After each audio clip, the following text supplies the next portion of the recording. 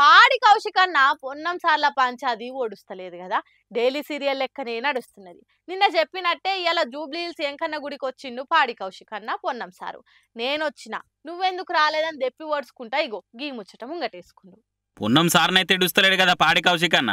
కోడెద్దు లెక్కనే పొన్న మన మీదికి రంకెలేస్తున్నాడు. నేను ఏ అవినీతి చేయలేదని దేవుని ఫోటో పట్టుకొని తడిబట్టలతో నిన్న ప్రమాణం చేసిండు. ఇలా హైదరాబాద్ జూబ్లీహిల్స్ ఎంకన్న గుడి కాడికి వస్తున్నా, నువ్వు కూడా రా, ఇద్దరం కలిసి విమానం తిందామని అన్నాడు. అన్నట్టు హైదరాబాద్కు వచ్చిండు. ఇంటి చుట్టూ పోలీసు వాళ్ళు కావాలి కాసిన తప్పించుకొని గుడికి చేరుకున్నాడు. పొన్నం సార్ కోసం ఎదురు చూసి డైరీలో నీ పేరెక్కించిన చూసుకో అని ఇట్లా మాట్లాడుకొచ్చిండు. నా బ్లాక్ బుక్ లో ఫస్ట్ పేరు రాసిన పొన్నం ప్రభాకర్ ఫ్లైయర్ స్కామ్ అని.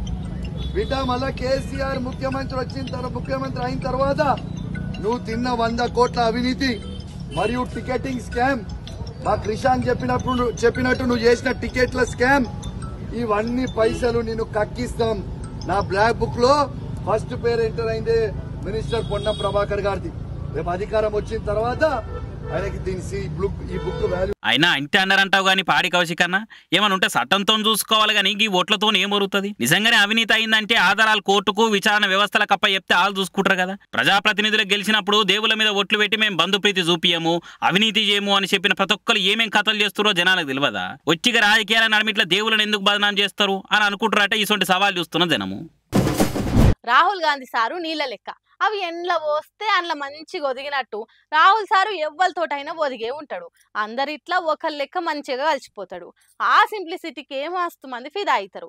ఎంతమంది ఎక్కిరిచ్చినా సారు మాత్రం నమ్మిన సిద్ధాంతం ఇడిచిపెట్టాడు. ఆయన పోరాట పటిమతోటి అందరి హృదయాలను గెలుచుకుంటాడు. అంతేకాదు గిసోంటి పనులతోటి ఎంతమందికి దగ్గర మనిషి అనిపించుకుంటాడు. రాహుల్ సార్ అంటే రాహుల్ సారే. ఏ పనులైనా ఆయనకు సాటి ఎవ్వరు రారు అని అనిపించుకుంటాడు. నిన్న పార్లమెంట్ లో ఎంపీలుగా ప్రమాణం చేయించే కార్యం అయింది కదా. ఇక రాహుల్ సార్ కూడా ప్రమాణం చేసిండు. ఇక కార్యం అయినాక స్పీకర్ కు షేక్ హ్యాండ్ ఇచ్చి వస్తుంటే స్పీకర్ వెనుక పంటే ఉన్న అసిస్టెంట్ కనిపించిండు. ఎంబటే ఏంటకు మళ్ళీ ఆయనకు కూడా షేక్ హ్యాండ్ ఇచ్చిండు. ఇక ఆయన షాక్ అయ్యి thanks sir, thanks, all the best sir అని చెప్పిండు.